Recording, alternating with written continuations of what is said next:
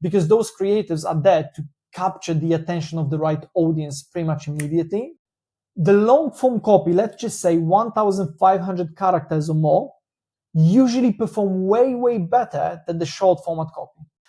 There are always four main components that business has to focus on. Like I've still seen multiple brands that are having videos running as a meta ad that is 10 minutes long and it's killing it. Hello everyone, hope you're doing well. Welcome to another episode of the Growth Hike podcast. Today I'm talking to Tomasz Sledz, who's a professional media buyer running ads on Facebook, Meta, generating millions and millions in revenue for well-known brands and individuals. We are talking advertising on Meta today, freelancing, and the digital nomad lifestyle. Welcome, Tomasz. Nice to meet you guys. Thank you very much for having me, Martin. I appreciate the invitation. So it's going to be a super cool conversation. Absolutely, yes. Whereabouts are you based now? So I'm currently in Pattaya in Thailand. I've been here for about a month now. I plan to stay here till end of the month, and on the 9th I'm heading back to UK, so I'm going to be there, and then after I'm coming back to Thailand again. All right. How's the weather like there? It's nice. It's now a little bit of everything. So you get sun, you get some rain, you get some thunder in the night. Like yesterday was super loud, bro. Like I thought somebody has crashed downstairs. It was such a huge boom, when the thunder came. I was like, whoa, what's going on, So yeah, it's a little bit crazy. It's a little bit of everything. Okay. That's cool. Can you please introduce yourself for the people who don't know you? 100%. So my name is Tomasz Sledz. I am a media buyer. I've been in a space pretty much since late 2017. Started some drop shipping after seeing some cool videos, on Facebook, YouTube about new business models. I was like, okay, let's check it out. But it was all like part-time stuff. I was just messing around with it. It wasn't really until COVID hit when I started like full-time work within the media buying space. And I was lucky to land a really nice job with an amazing company that it's a startup. They were doing over 100 million in revenue back then in a year. So we used to spend a large money over there, about 100 grand a day. Not just me, myself, but there were other media buyers, some senior people that I had a privilege learning from. So I managed to learn quite a lot working for that brand. And then I started working for the agency, been with the same agency now for way over 2 years. I've been working on amazing accounts for really big people. I don't really want to mention all the names because of the NDAs, so I can't disclose everything. But some really big names, big companies that I've been helping managing the ad accounts, some of them 9 figures, 9 figures strong. Everybody knows those people in the space. So yeah. Been there, learning from some people in a space, like I said, working for the agency, working for the brand, also networking with the people. And now I do a little bit of both, which is freelancing. So I help brands on the site, but I also do the agency work. So the agency, it's usually some bigger accounts that we manage, like bigger brands, but obviously not every brand can afford agency fees if they charge. Some agencies charge 10, 20, 30 grand. So obviously not everybody can afford it. Sometimes they come directly to me when they're smaller and they ask for help. So I manage the ad spend for them and help them to grow the business. But I also do consulting because there are some smaller agencies in the space. Agencies, sometimes I have brands, sometimes I have freelancers that just have questions, they just have some issues that they need to solve. And when you have a brand that you just starting, they don't always they cannot always afford the expensive fees of the agency, like a couple of grand. So they just want to book a power hour, which is an hourly consultation call with me, and we can go and solve some of those problems. So that's what I do. Yeah. And where are those companies based? Yeah, so I have clients from everywhere: Germany, Australia, United States, UK mostly. I've been working with some companies in Dubai. So it's pretty much everywhere, right? It's not like one specific country. They're from all around the globe. And you're doing this from Thailand? Currently in Thailand, yes. I've been here for now about 6 months. and yeah, plan to stay here because it's just way nice, I guess, in UK. I used to live in UK for 10 years, so you know yourself, Martin, is yeah, just especially like during summer, it's lovely. I love UK. It's like my second home, you know. But yeah, it's just getting really expensive, and it's becoming less fun than it used to be 10 years ago when I moved there, you know. So that's why I came to Thailand. Yeah, it makes sense. And why did you give up your business ventures in the UK to just to Yeah, live so the when nomad lifestyle? Or that's right. So we used to spoke like privately about it. When I was in the UK, just a few years ago, I used to have a restaurant. So I used to have one takeaway, one restaurant, and a food truck business. That was pretty much before I started my media buying journey. And actually, about the same time, kind of 2017, I used to run those businesses for a few years. But yeah, because it became really challenging in the United Kingdom. So you're talking about, you know, prices increase, gas, electric, rents, business rates, everything, you know. Yeah, it just became to a point when you manage like 10, 15 employees, it was a struggle. And I don't think that any like food business, you cannot make money in the UK anymore, right? Only McDonald's, Domino's Pizza, like a big brands, then probably franchise, they can do well. But like if you're talking about like smaller business owners, you know, when they open a kebab shop, takeaways, pizzas, like Thai food and stuff, it's pretty much impossible. So just got to a point when I was like, okay, it's not making financial sense anymore. It's better to just move on and focus on a high paying skill, which is like media buying, business growth, B2B. I saw the money over there. I knew at the time if I can get really good at it, build a network, I probably can live off it comfortably. And I was right. So I took a chance. I shifted into this direction, put my time, put my effort, worked hard for 2 years, and here I am having a decent, comfortable lifestyle, let's just say now. fantastic. Okay, let's talk growth. Imagine I have a business. It's an online thing, an agency, or online courses, or selling solar installations, whatever business. How do I grow it with social ads in 2024? Yeah, so it's becoming more challenging environment now, right? Because people have less money, we have high inflations, it's becoming expensive, people have less disposable income, the CPMs are going up. So as you know yourself, maybe I guess it's the same in Google. The cost of advertisement is increasing, the cost per click is increasing. Yeah, it's just less purchase power. So it has become more challenging every single year, right? And really now what you need to do, like any business, regardless of what that is, there are always three, like I would say four main components that business has to focus on. So the first one is the offer. And everybody knows like Alex Hormozy book, right? And you know, it's been discussed heavily in the space, the offers, the offers, the offers. But the truth is that if you can make your offer really good, so first of all, I'm not just going to talk about like things like product market fit and making sure that people actually want what you sell, right? That's pretty obvious, there should be.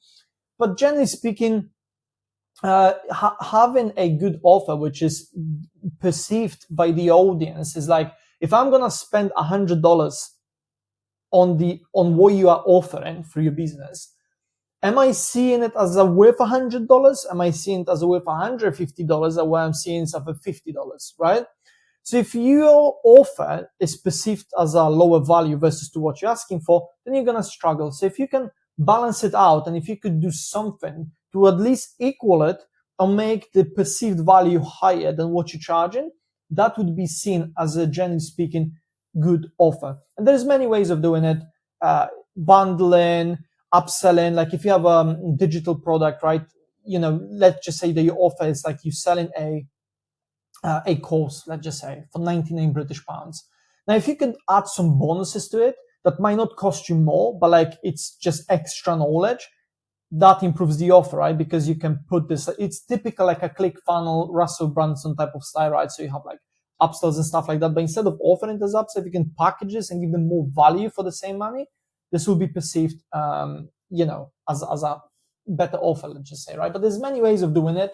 Obviously, we won't have time to discuss it in depth, but that's the first thing that business really have to nail, which is the offer. Then the second bit is the sales funnel, right?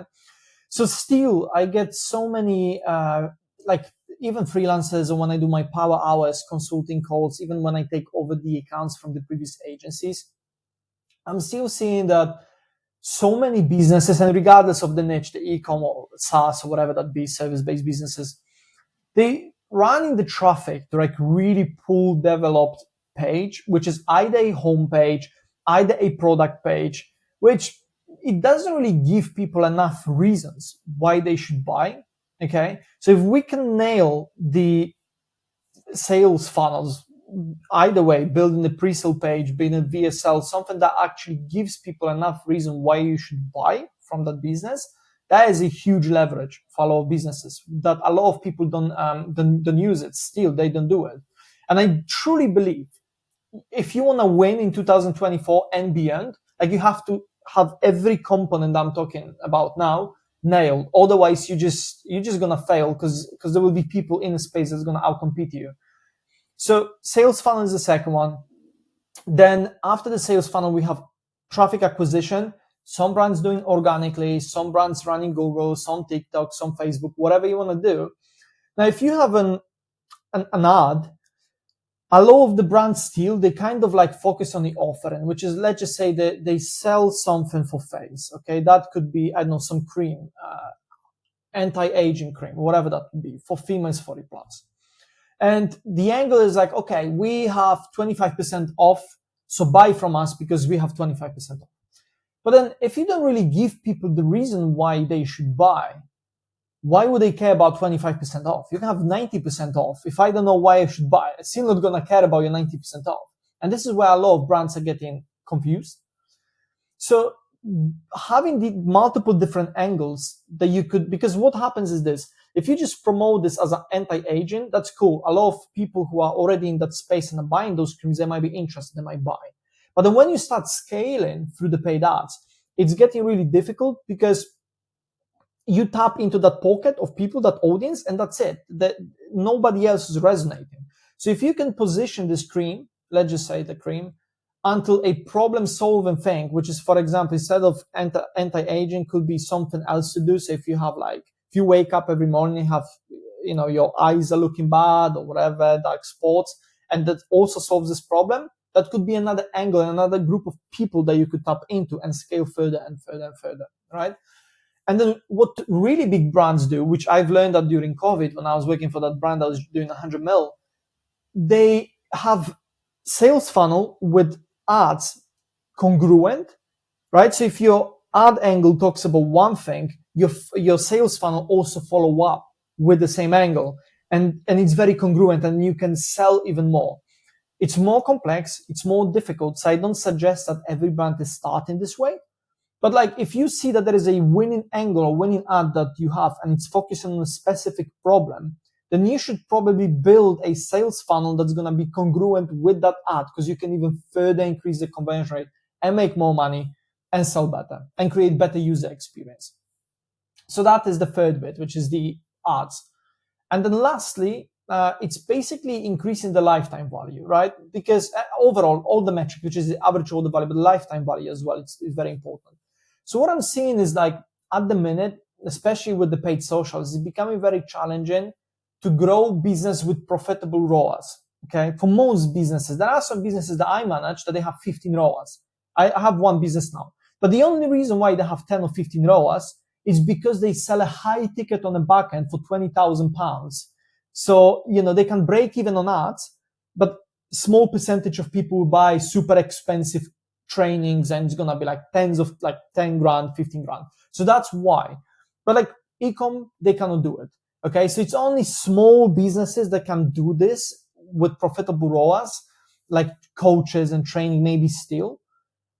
But most businesses, they can achieve this. So the idea here is that they have to focus on things like, if we bring in the customers at the break even, then they have to start making money on the back end. So either improving the offers on the back end, try to upsell different things, try to provide even more value, sell them different products, and so on, after the people trust the brand and they are within the ecosystem. So those are the 4 components that every brand must focus on. Otherwise, it's going to be pretty much either very difficult or impossible to scale in 2024 and beyond. Is advertising nowadays more technology or more psychology? Yeah, it's an interesting question, right? Because when you think about it, really, I say it's a little bit of both. I mean, when you think about the media bias itself, you go prior COVID, the iOS update and stuff like that. It was very manual, labor intense tasks and jobs, right? So like duplicate the campaigns, ad sets, test interest, test this and that. Whereas now a lot of things has been automated. And there are some people in the space that, are claiming that you can pretty much get rid of the media bias and you can do the work yourself or with the VAs and stuff. There was very controversial post very recently on LinkedIn that generated a lot of attention.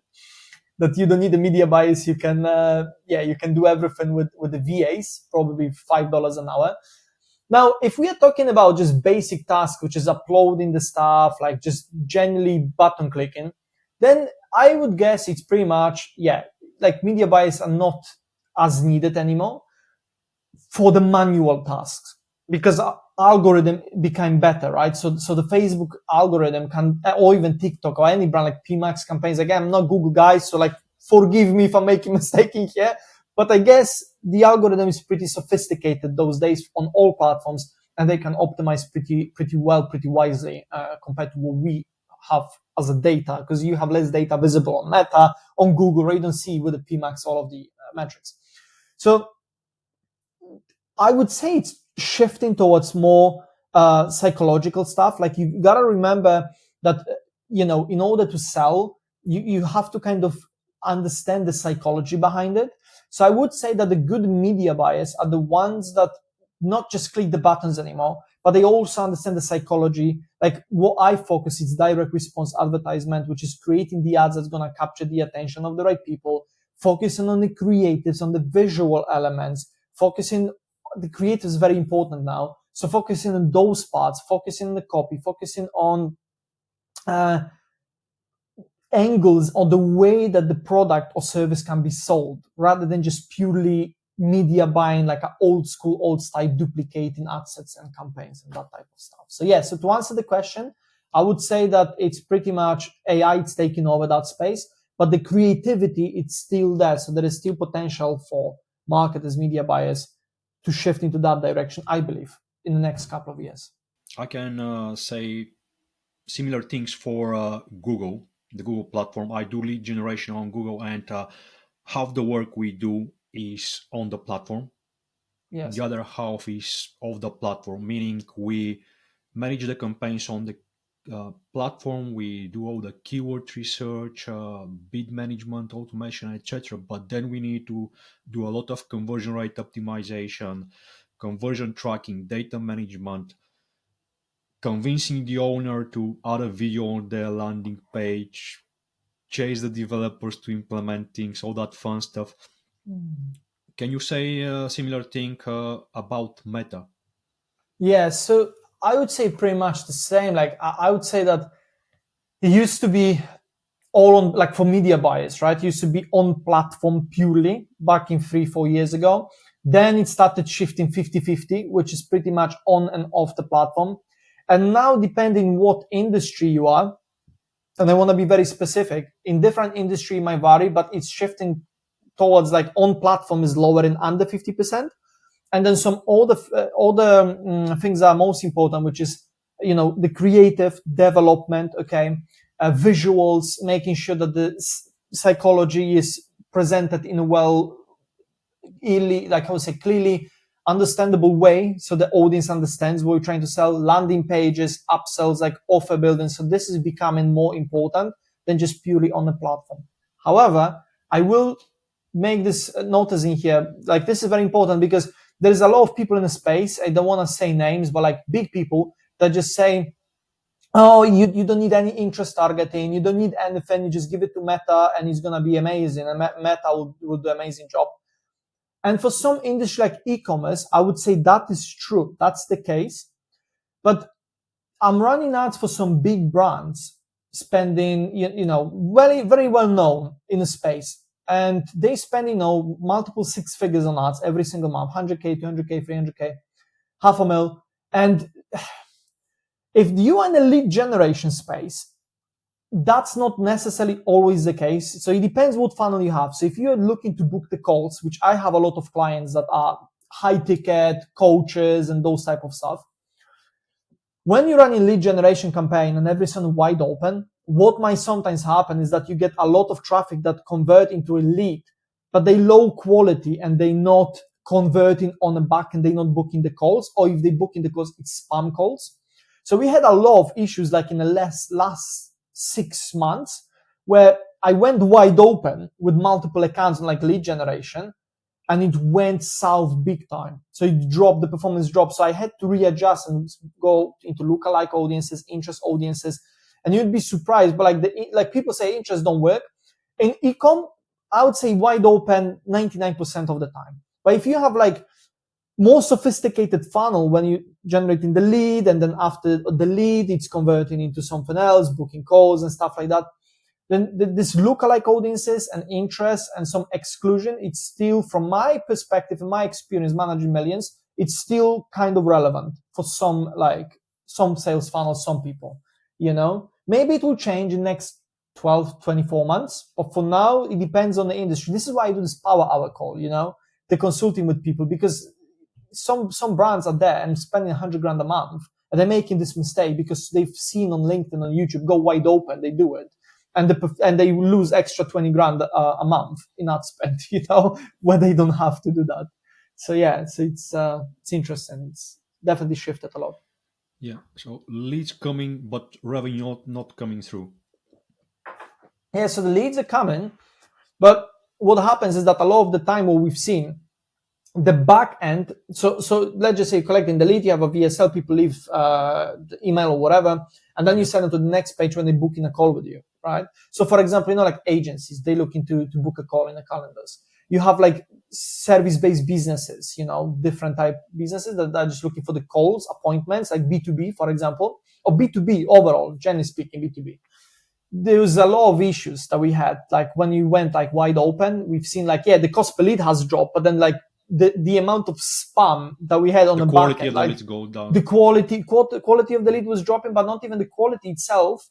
Because, when somebody, like if you offer a free thing, like free ebook or like free something, then you don't really know what's the quality of lead. But when they come to the next page, when you have like a book call with our team and secure a 15-minute spots, then we've seen there was a lot of no-shows, a lot of spam calls, a lot of garbage. And then it became very challenging to actually shift the meta algorithm to back optimize for the high quality traffic. So it's, for only some industries, I would say it's still relevant, the targeting kind of. I can say that we observe a similar thing on Google. And if I can compare this to e-commerce, on e-commerce you can run campaigns with no keywords whatsoever. And the system will adapt and they will generate revenue. But the objective there is revenue, which is a quality metric by itself. And leads, there's no quality attached to lead numbers. Like you can have anything in the lead number measurement. So these are very different objectives for the campaigns, and it's easy to generate leads, but if the revenue is missing, so things are not quite okay. Now, you mentioned creatives are important. What's their importance in your view? Say again, sorry, I lost it for a second. What was important? You mentioned creatives are important. Creatives, okay, yeah. Why are they important? Yeah, it's interesting, right? The creatives, it's because the idea, like years ago, you would have a good product or like good service. It was less saturated, so the cost of advertising was lower. So you could go with the worst quality creative, and it wasn't as relevant like 2, 3, 4 years ago, right? Because the cost per click was like $1 in the US. I remember when we were paying like 70 cents per click, even $1. Whereas now a lot of the ads that I'm running for my clients, and again, some of those people are B2B, they have a high ticket, they go at the high quality people. So the cost per click is like $3, $4, $5, $6, $8, $10. Like I have some clients that have $10 per click in the B2B, $15. So it's becoming very expensive. Okay, so you just cannot afford to have a bad quality anymore because bad quality creative anymore. So you want to make sure that your creatives are designed the way where you can capture the attention of the ideal audience immediately. Okay, so this is what when I, for example, start working with the clients, I aim to build multiple. I do the research firstly, and then out of the research, I build like multiple profiles, all the ideal customer profiles, and out of that, I aim to develop multiple different angles and build direct response creatives, because those creatives are there to capture the attention of the right audience pretty much immediately, right? Because if you have the creatives that isn't doing it, then you're probably gonna be burning a lot of money. And because the advertisement is so expensive those days, it's just, you don't want to be doing it because it's costing you a lot of money, especially when you're paying $5 a click. If you'd be paying 50, 80 cents, you could test because it's not that expensive.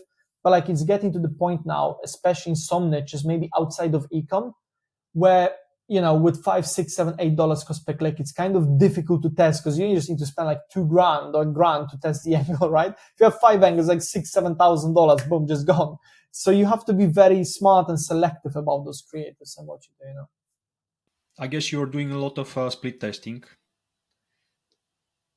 What elements do you do split test apart from creatives? Yeah, so what I like to do usually with a lot of ads that we used to run is split testing the headline. It's interesting, but like not many people still doing it in a space. So like when we design, like the agency that I work for, and even I do it myself when I work with the clients as well. You build, for example, one creative and you split as different headlines on this. So you're trying to find out which headline resonates with the audience.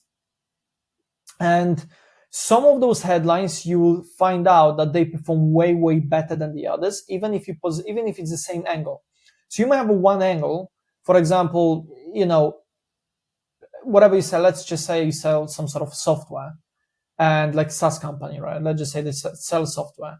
And that is where one main angle. So for example, let's just say that they offer, if you're running the marketing agency, you can save time with lead generation. So for example, they improve the lead generation process, okay? Somehow, whatever that is. And then this is just the main angle, really. So there's no way more angles that you can test. But if you take different headlines for it, you realize that some headlines might be getting way cheaper leads, way cheaper conversion than the other, even if the image is the same. And to back this up, I remember we used to run ads back in the days for ClickFunnels, okay, for Russell Brunson. And when we used to run ads for them, as an agency that I'm working with, we found that there was one headline that was doing exceptionally well, really, really well. And we've tested probably about 25, and there's one headline that just was killing it. And we turned that headline from multiple different creatives, videos, carousels. We turned it into like static images. And we've probably done like hundreds of thousands in ad spend just with like one type of message. And it was interesting enough that we took the same idea and headline, and then we turned it even for the other clients. And it was also performed pretty well, even they completely different niche. But the concept was about the same. So sometimes you find those different concepts and you can expand them into different creatives, right? Different formats, I say. So that's what I do. And also the copy. I still see that like within the e-com space, not many people test long format copy. A lot of the time you'll see that the copy is very short in e-com, 2, 3, 4 lines, 2 paragraphs or so. But like from my experience working with multiple brands in different industries, the long form copy, let's just say 1,500 characters or more, usually perform way, way better than the short format copy. But yet, if you have a look on the ads, most of people, they write short copy. Like, okay, well, sometimes they have a video. It's easier. And the video might explain, pretty well the stuff. But the thing is that different people resonates with different things. Some people prefer to watch the video. Some people prefer to read. And, your video might be talking about the stuff, but you might have more interesting things in your copy. So if you can make a really long copy, and then sometimes when you split test the elements, you will see that that copy have like way better click-through rate than the other one. So you can put like 3 different copies, and I usually do that: short, medium, and then very long one. And that very long one is always a winner, like always, you know. I can't recall where the short format copy, like 1 paragraph or 2, were doing better than the long form copy that is like not necessarily written by ChatGPT.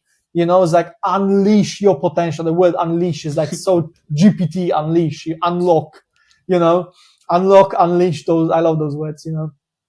So nobody was using them like just two years ago. Nobody would even know what Elevate unleash as means. well. Probably elevate, right? Those words like what? You probably wouldn't see anybody in a lifetime say elevate. Whereas now you just see it everywhere around the copy on the internet, right? Elevate, unleash. It's funny, right? Unlock. So yeah, so the copy, it's another element. If you can have a good copy written by human, ideally, it's gonna probably do way better than a short format one. Okay, long copy. How about video? Long form, short form. How about what? Sorry, Video. video. Yeah, the video, it's Video a little creators. bit. Video creators, yeah, it's a little bit different. Like with the videos, I guess we can split test multiple. We do a little bit of everything, you know, but a lot of people shifted into like a lot of marketers and general trend is like short format over the last like 2 years because of the YouTube shorts and like reels and all of that. And I guess it has its own place, but I wouldn't discriminate against long format. Even the VSL videos, like I've still seen multiple brands that are having videos running as a meta ad that is 10 minutes long and it's killing it. Okay. I genuinely do not think that the length of the video is as critical as the actual content and the storytelling within the video. If your video is boring, it doesn't matter if it's 20 seconds long or 20 minutes long. Nobody cares. Nobody will want to watch it. If you have a good story, good creative, like the video that's capturing people's attention, and you have something interesting in that video, because people scroll, but like if you find something that interests you, or make you engage, or make you laugh, you will stop and watch it like 20 minutes video on Facebook. It's not that they have a low attention span. Yeah, they have, because if the creative is garbage, then of course they look at it like, oh, crap, next, right? But like if they have something interesting, like I caught myself, like I don't use much of Facebook now as a consumer, but like even every now and then when I look and I see some video that's interesting, maybe like an interview with someone stuff, and it's 30 minutes long, I've watched 30 minutes videos on Facebook feed. So, you know, it's all about the quality, really, rather than format, I guess. Okay. Now that we run the ads, and where do we send the customer? What do we send the customer? So I guess it will depend on the brand, but the best idea for most brands, regardless if it's e-com, SaaS, service-based, whatever that is, lead gen, again, we have to have a really good quality landing page, right? That ideally follow-ups with the creative that we have. So if our creative and our angle that we use in that creative talks about specific issue, then we also want to follow up with that landing page because it's congruent, right? And what most like e-com, because again, this is important. A lot of e-com brands, especially, they have a good video and this video converts. And they sometimes people are like, oh yeah, I've developed this creative and we generated $40,000-$50,000 with one video. Well done, amazing, great, you did an amazing job. But you could do better, I guess, because what you could do instead, and it's still a lot of brands like still the same issue. They have a video that is 1.5 minutes long, and it talks about the specific issue. Okay, and when you look into this video, you have this issue where you have a hook, then you have a problem, so whatever talks about skincare, and then you have the kind of agitation, for example, right? So it explains about why this is happening, when you get the face acne, what is causing it, and at the end you have a solution, and the solution is your product, obviously. Amazing, but a lot of brands forget that people don't watch the videos to the end. If you actually analyze the video, you will see that 60-70% of people will probably drop off after 20 seconds. Okay. And yes, you can improve the metrics, you can try to tweak the video. Still, no many people will watch it to the end. You're probably talking about 5% of people that watch the video to the end. So then what happens is this. They see the hook. And the hook is, do you struggle with the face acne? Let's just say. And they see it and they're like, oh yes, that's me. And then that's it. They click learn more. Right? They don't know about the product. They don't know about anything. They just seen the problem and they're like, oh yeah, that's me. What's this? They click on learn more. They go to the landing page. And if you don't have a landing page, but you have a product page where you just show your product, and generally speaking, most e-com brands, they have a product on the top with price $49.99. And then somebody's like, okay, I have a problem. I see there's a cream costs $50 or $80, which is premium product. But why would I want to buy it? Why do I need this? Well, there's no answer really, is it? They don't know. So that's the thing. You just tell them the price. They have no clue why they should buy. And yet, you can make an argument that, yeah, but if you scroll down and, mate, most people don't scroll down. Okay? If you go to Hotjar, and I analyze a lot in the past during, like when I was running ads for different brands, like in Hotjar videos, most people don't really read to the bottom of the page. They're too lazy. So if you cannot explain to them easily and quickly why they should buy, then you're probably going to lose most of them. And even though it's converting profitably, imagine if you have this setup where you have an ad. After the hook, they click on it, they go to the landing page. Now the landing page explains and show them the images before and after and show them the review of different people and tell them like why this is happening, right? Now, and you don't tell them about the price, you don't tell them how much it costs, you just tell them the problem and the solution, why it works. So now they scroll, they're like, there's a Samantha, let me watch the video. Samantha had the problem, she's 25-year-old and she had acne, then now she doesn't have acne. Wow. Then she scrolled, there's another video of, Sam. Sam had the same issue, and so on and so on. So she gets warm up. You warm up the audience. You pre-sell them into the idea of having your product. So then they see an explanation why that should happen, the social proof, everything, FAQs, any questions that they might have in the mind, you answer it. And the next question is, how much does it cost, right? So now when you send them to the product page from that landing page, it makes sense to them to justify $80 because they just seen the results, people transformations and everything, right? So it is a sales process, right? Everything's sales process. I used to work in sales for quite a few years. I used to be a used car salesman before, and you usually wouldn't have, like sometimes you would have people come into the dealership and just buying car on the spot, like, hey, I've seen a car online, can I have this one, please? 20 grand, can I have this one? That's the one. That's it. Done. 20 grand collected. But that doesn't happen usually. You have to take them through the process and explain to them why the car is for them. You use a page in the middle, an advertorial. Correct.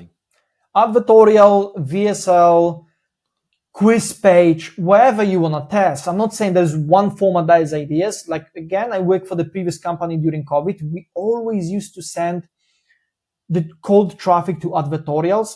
And just to put you in the perspective, warm them up, and just to put you in the perspective and the audience that's going to listen to it, this brand went from $0 to 120 million in revenue in 3 years, or 4 years, or less than 4 years, 3.5 years, something like that. So from 0 to 120 million, how many brands you know that are making 100 million in revenue overall?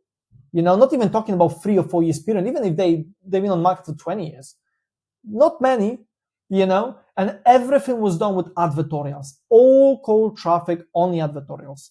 So everything I've said earlier, if you guys miss it, go back and listen to the whole video from the beginning, is this idea of having the creative congruent with the sales funnel.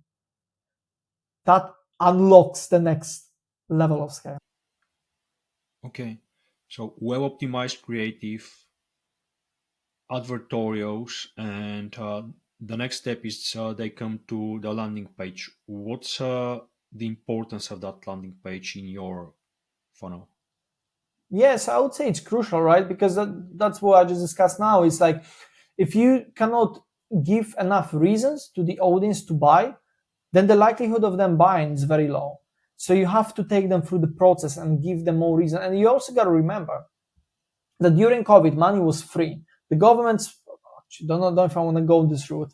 Let's just say that people were given money away by different entities, the government, whatever you want to call them, banks, right? You could just sit at home, you didn't have to work, the money was falling from the sky. So a lot of people were purchasing because they're like, okay, I'm bored, I'm at home. Whereas now there is a high inflation, the rents go up, everything goes up, people have less disposable income, so they are very aware of where they spend money, okay? Before, when economy was good, they were like, okay, it costs like $50, but like I'm making good money, my rent is cheap, my interest rate is cheap, my credit cards, whatever, I just buy it. If it doesn't work or whatever, okay, whatever. Whereas now, for them to spend the same $50, they will think about it for way longer than they did 3 or 4 years ago, because they have way more important things to purchase.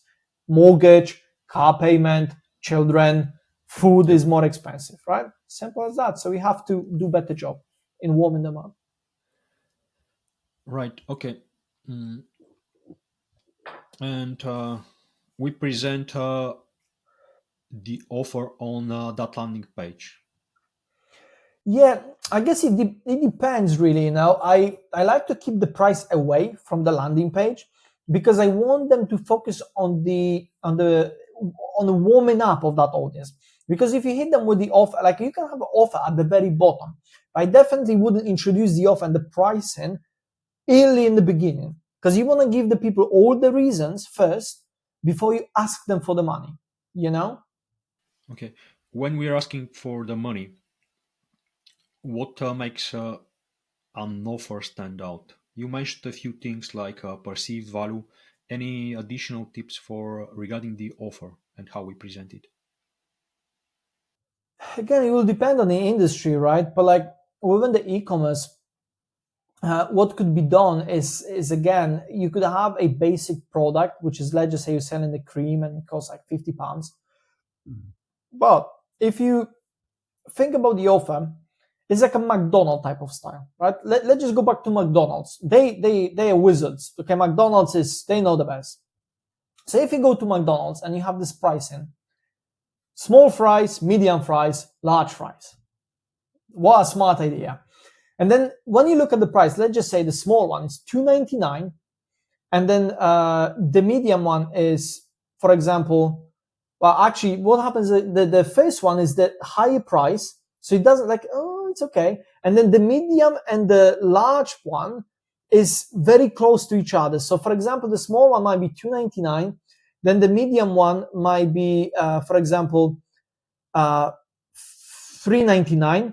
And $4.50 might be the large one. So the difference between the medium and large is so small that the small one looks literally expensive compared to the large one, like very expensive.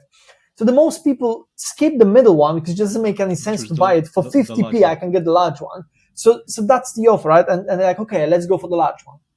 Because it's only 50p difference, right? 50 cents or whatever.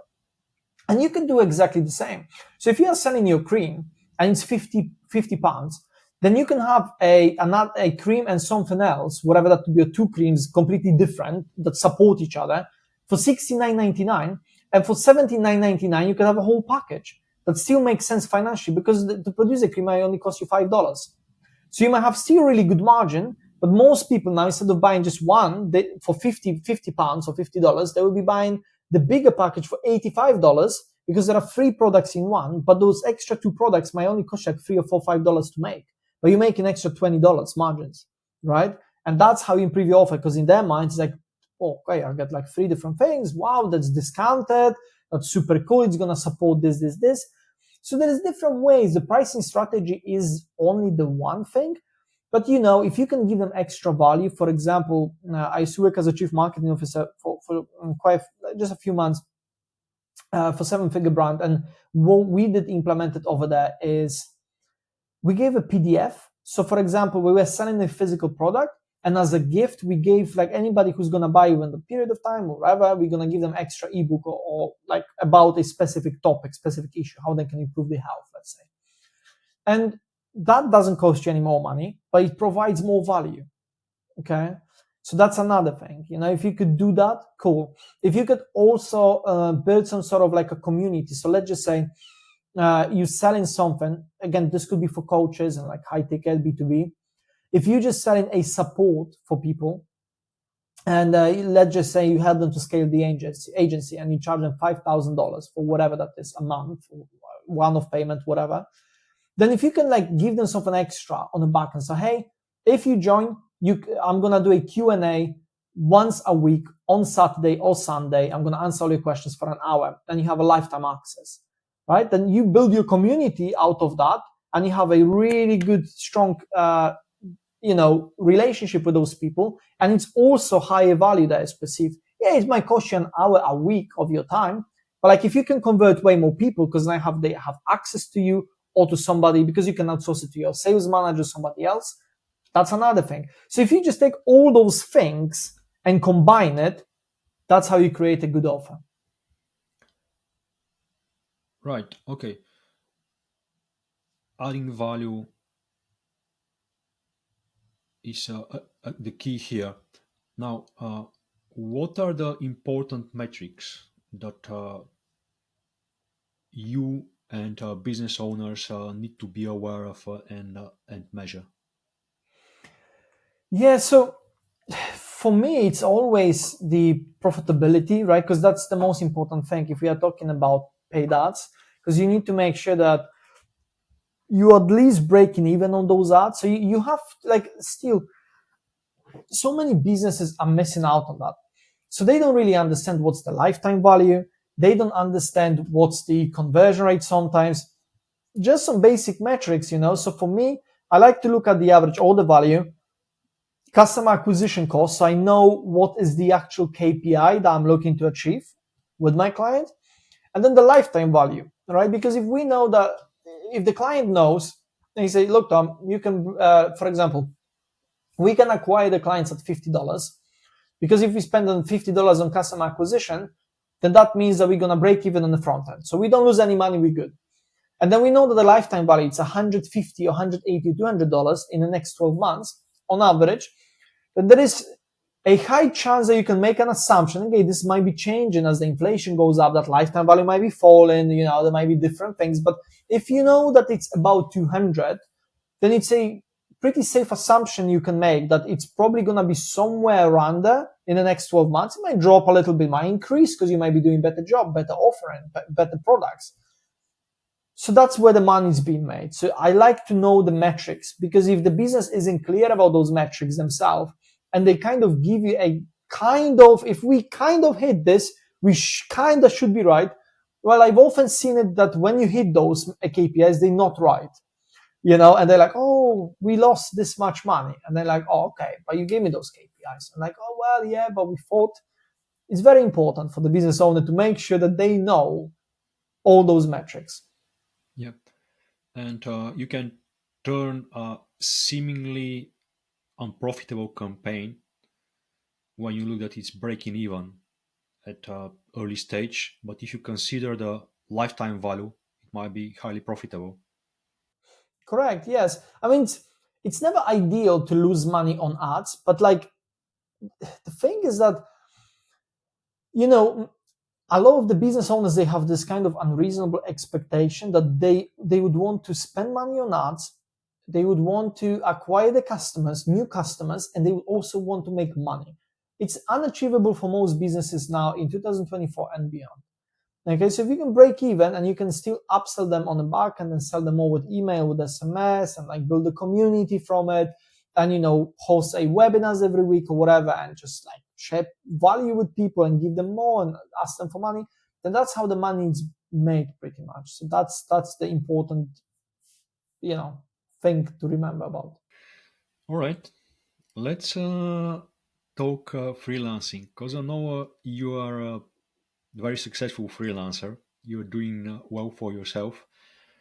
Can you tell me a little bit about that, and what are the biggest challenges that you've been facing when freelancing? Yeah, so if we talk about freelancing, right, for a lot of people who maybe they work for the agencies, they want to either shift completely or get some extra clients. It's interesting because the media buying space has been poisoned, I would say, a little bit, because you have a lot of these younger, I don't want to talk bad about anybody, but it's kind of what I'm noticing, like you not even younger, but you get those people who they watch those videos, how to start the agency, and they're like, wow, and they're doing it, fantastic for them. But then the issue is that they overpromise to people and they cannot deliver.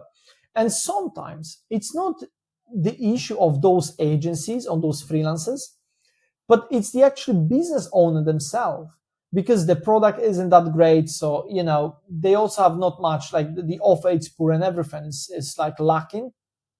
And this is why oftentimes the businesses get burned. So they get one agency or media buyer, nothing happens, they break even, lose money.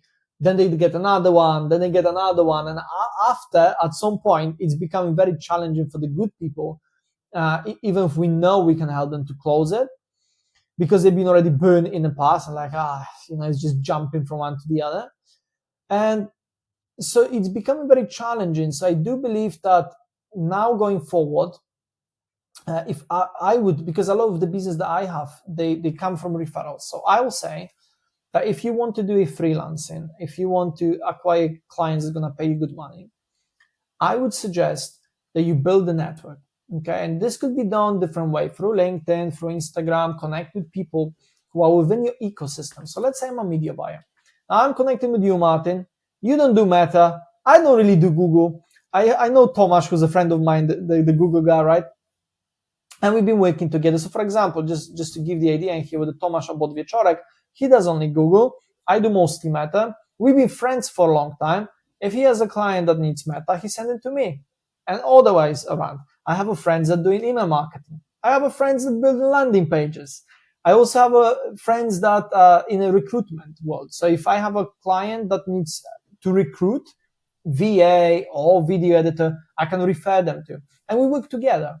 And basically what happens is that one person help each other, and those clients most of my clients come from other people, not cold outreach, not ads, not me reaching out to people in the DMs on LinkedIn. So if you want to be a freelancer, build your network. Very important. Have people who can support you and you can rely on each other. And be good at what you do. I truly believe that people are just trying to be good at everything. And it's becoming challenging, right? Because the environment is ever changing all the time. So if you think about Meta, every year it's changing. Google, every year it's changing and adding some like PMax, this, that, like, so it's all changing. So if you want to do like email marketing and you want to be doing Meta and you want to be doing Google and so on, you're probably going to be pretty bad at everything. You might have some basic idea how to set it up, but you're not going to be the best. Like if you're going to compete with me on Meta, I guarantee I'm going to destroy you, right? Because you're not going to be as good as me, because I don't do email. I don't know. I don't have time to learn it. I just stick to what I know and I expand in that field. So just focus on one thing. A lot of people just getting distracted with everything, like, do this, do everything. Just one thing, get really good at it and offer that mostly, and then partner up with all the people who are good at all the things, and you can make money together and help each other, and then you can really deliver great results to your client because you all specialize in your own vertical. So that's why I could after you build the agency. If you build the agency and you have different employees and you leverage the talent, it might make sense to expand into different fields. But if you're just a freelancer, be good at one thing, the best. So that's that. And also, so that's it pretty much, I guess, Martin, just having the network, being good at one thing and actually aim to deliver. I often find that like a lot of people getting kind of lazy. So they get the client and they chasing another deal. They're chasing another deal. They're chasing another deal. So that's the other thing. Is like, if you just sign up the client, and let's say that client pays you $3,000 a month and you want to make $20,000 a month, that's your goal.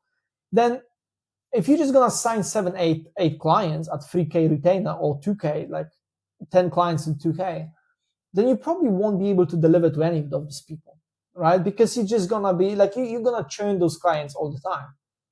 So then you have to ask yourself, isn't it better maybe to rethink my whole business that I'm looking to build as a freelancer? Maybe you should be focused on selling high ticket. Maybe you should be charging 5K, but you should also provide a better value than anybody else. That could be a solution. You have a 4 clients at 5K each. Now you have 20, but you can actually deliver to those clients. So the delivery, very important. Building the relationship. very important. And yeah, those are like the pretty much three elements that I would say. Yeah, from my experience. So master your craft, networking, and make sure you deliver. Correct. Yeah, it's as simple as. It's not easy, Yeah. but it's simple. Do freelancers need to start doing networking and position themselves before they venture into freelance, or it could be done after that?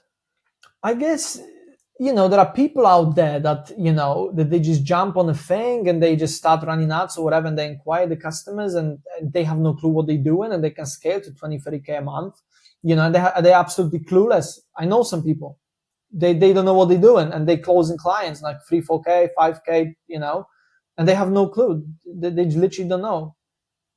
But then it's getting to the point where it depends. Many people forget this. You have only one reputation. There's only one Tomasz Sledz. There's only one, Jessica, one Martin, one Matthew. Right? So if you mess up your reputation, it's gonna haunt you for a long time. It's gonna, because people do business with people. So if you just deliver poor quality service, then you're gonna be known as that person. So people kind of forget, because like back in the days, like 90s or whatever, you'd have a big company. Nobody knows who works over there. There are 200 people in that company. Who cares? Whereas now a lot of it, as a freelancer, it's all coming to your name. So when you do a bad service, when you do something wrong, it's all gonna stick to your name, right? So I'd say be careful before you scale. Be careful before you scale. And yeah, just to answer that question, do they need to be sorry, you ask, just to be specific in here, you ask about, before you go into the freelancing, do you have to have any background, pretty much? Am I correct in here? I mean, do you need to start preparing your marketing campaigns in sense of networking, building contacts, maybe doing some LinkedIn, things like that? I would say so. I would say, like, if you want to, like, you have to think about it long term. So nothing happens in 3 months.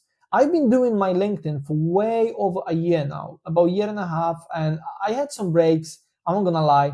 My content isn't like top notch. Like, I don't build different stuff because I'm busy in fulfillment for my clients. I don't always have time to prepare something valuable that's gonna get me million impressions.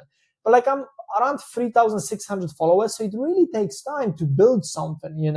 It depends how much time you put it into, like, building your LinkedIn, right? If you're going to connect with people and drop the value all the time, then maybe you can do it in 3 months. But again, how much time and how much effort you're going to put into it. But it's a long-term game, I would say. It's a long-term game. Like 12 to 24 months, you have to look into it that way. As a matter of fact, sorry, just add quickly, Martin. For most people, because I was dealing with this when I was younger, I was kind of getting distracted. I was trying different stuff and nothing stick. I could never make good money, And it wasn't really, I said, okay, I'm going to just focus on this media buying thing. I'm just going to be doing that until I start making money. And it might be 2 years, it might be 3 years. And I just think now, whatever I start doing something, I think about 1 year, at least 2 years, 3 years.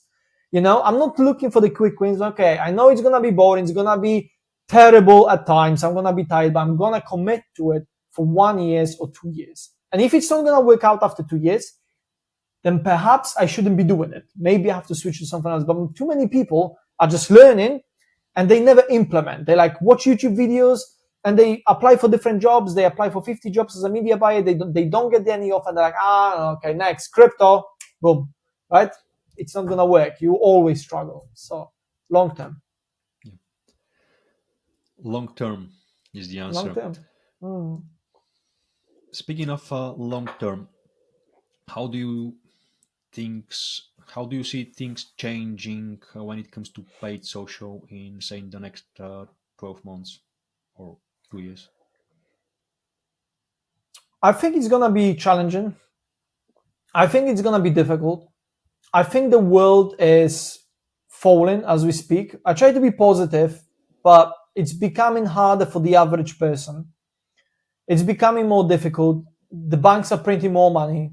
Anyway, I don't know if I want to go to that route so we don't get banned whatsoever, but it's going to be challenging, So what I would say is that only the best people will survive. take into consideration the AI development, it's gonna be like next 5 years or so, not only within this ecosystem, which is the paid ads, but overall in life, it's gonna be challenging for a lot of people. So I don't want to sound terrible, but if you are a useless human being, if you have no skill, you don't know anything, all you do is play computer game, you better upskill yourself quickly, because AI is gonna destroy you. The computer is gonna be smarter than you. It's already are, and it's getting to the point where you really have to think like long term and think about the skill that's not gonna be easily replaced by the AI. I don't think the media buying fully is gonna be replaced. Yes, the basic element, uploading the creatives, optimization, that's gonna be replaced. It's already getting replaced. But like, think about like psychology, how to sell, messaging, building the creatives, building psychologically based sales funnels, doing the office. Those things gonna stick. Okay, so for the good people like myself, you probably as well, Martin, we're gonna survive and we're gonna strive probably. For the average person who's like just clicking the button in Ads Manager, those people are gonna get destroyed. They're gonna vanish from the space. They're not gonna be here in 2-3 years time. So I will say, be aware where we are trending as a world, and make sure that you are upskilling yourself and you're learning. And again, it all comes back to community. Like, try to connect with people, because there are smarter people than me in the space that you can connect with, have a coffee, have a chat, ask them for a dinner. In the UK, like many people in Manchester, I know from Tomasz, right? Very smart guys.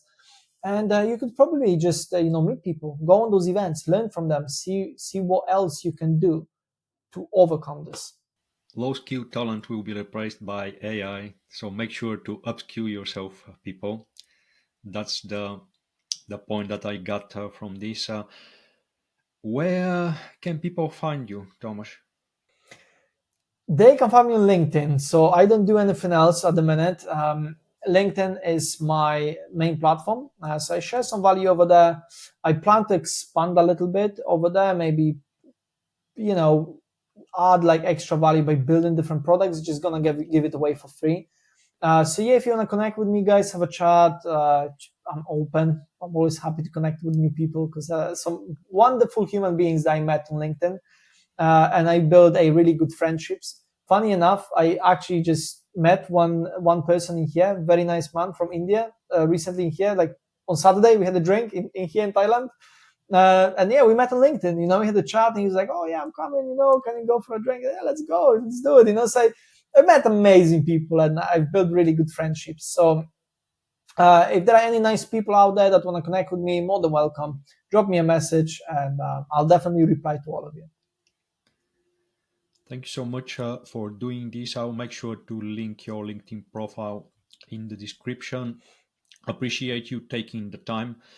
So many insightful points, so much information to digest for me personally. That was amazing, Tom. Thank you for doing this. Appreciate you, Martin. Thank you very much for listening. If you survive to the end and you're still listening, that's very nice. I appreciate you guys. Thank you, everyone.